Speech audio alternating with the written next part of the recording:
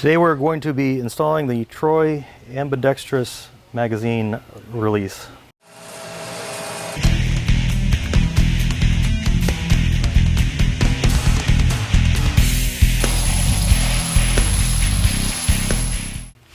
Take something like a chamber plug tool like this, press the mag button all the way in, and then unscrew the stock mag catch. Button spring will drop out. Put your ambi catch in, same way. Hold it in. Put your mag catch spring in and screw on your mag catch button. Screw it on as far as you can go till it stops.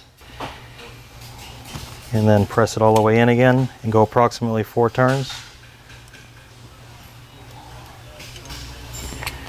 You want this roughly flush or a little bit under.